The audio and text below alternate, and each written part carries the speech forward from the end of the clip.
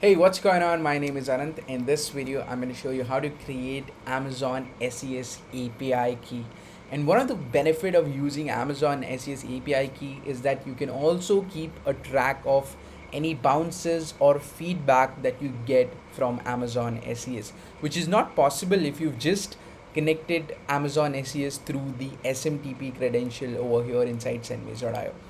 So in one of my previous video, I've already shown how to create Amazon SES account step by step. If you haven't seen that, make sure to check this out. This is the video that I'm talking about. Send 50,000 emails per day with SES in SendMails.io YouTube channel. Now, if you've already seen this video and already created your Amazon SES account, one of the best way to connect your Amazon SES SMTP with SendMails.io is through API key, because you get end-to-end complete tracking of your email sending, your deliverability, your bounces and everything. So I'm going to show you how can you create an Amazon SES API key very quickly from the dashboard. I'm already assuming that you have created your SES account. Now we're just going to create an API key over here. So to create your API key, you need to search for IAM over here.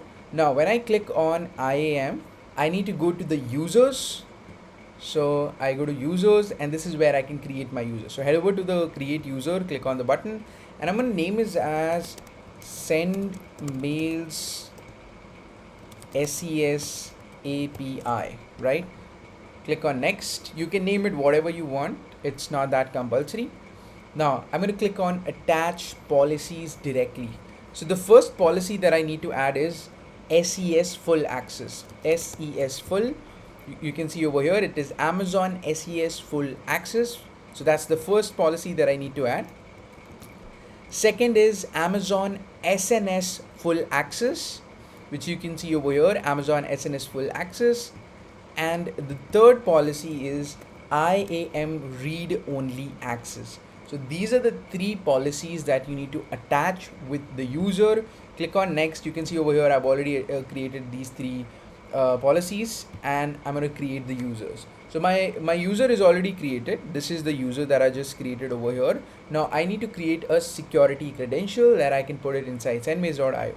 So head over to the security credential and click on create access. Select application running outside AWS. Click on next, create access key, and we have our access key ready. So this is the first thing that I'm going to copy from here. Now click on the Amazon Web Service API, which is the second option that you see over here, and paste the first value, which is the access key. And now I'm going to copy the secret access key and paste it over here. Now you need to choose your region. So you need to make sure in which region your SES account is approved. So to find that out, I'm going to go to my SES. I'm going to open my SES right now.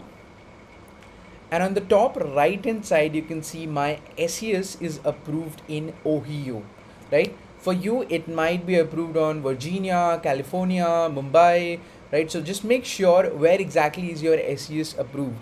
And how to verify if my SES is approved or not. Over here, you will see your daily sending limit is 50,000 emails a day. If that is what you see, that means your SES account is approved in this region. And if it is not, then make sure to check out this video on how to get your Amazon SES account approved, right? Now let's just go back over here, and I'm going to choose the region as Ohio and click on save. That's it. Now it's automatically going to fetch all my verified domains. Let me just take you to my verified identities. So over here, if I go to my verified identities, you can see these are the domains that I've connected with SendMails.io with Amazon SES. Now when I go over here and I connect my Amazon SES API, you can see that it has already fetch all these identities over here. So all the domains that I've connected with Amazon SES have already been connected. Now here you want to put your name. So I can put Anant, and then Anant@SendMails.io. I can set my speed limit over here. I can enable or disable any of the sending identity from here, and just click save. That's it. That's how you connect your Amazon SES account through API key. Now, if you want to connect your Amazon SES account with API key as well as SMTP, there's another way to do it, which is this method. Again, it's just one of those methods that you can use. If you've already done this, you don't need to use the SMTP method. But basically over here, beside putting your AWS key, which we've just added from here, you also need to put your SMTP username, password, port, and encryption method. So how do we get these 4 keys? This is very simple. So all you need to do is head over to your SES, click on the SMTP setting, click on create SMTP credentials, and this is where you can create a new SMTP credential. So click on create user, and that's it. So this is my SMTP username, this is my SMTP password. So I'm going to copy this from here. The password I'm going to copy from here and put it over here. This is where I need to put my SMTP port. How do I find my SMTP port? Very simple. Just head over to your SMTP section, and over here you can see the port is 587, right? So I'm going to put 587. Let's put SSL, and the region is Ohio, which we already know, right? AWS access key is something that we just created right now for our account.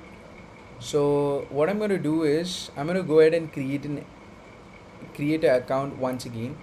So let me just go to my users. This is my SES API. Let me go to my security credentials. So I forgot to save these credentials. Make sure you save these credentials. I'm going to create one more once again. So I'm going to click on application running outside AWS, create access key. Make sure you save these keys anywhere so that you can, get back these keys whenever you want. So I'm going to paste my AWS access key ID and secret access key, which is over here. That's it. Let's click save and see if there's any issue.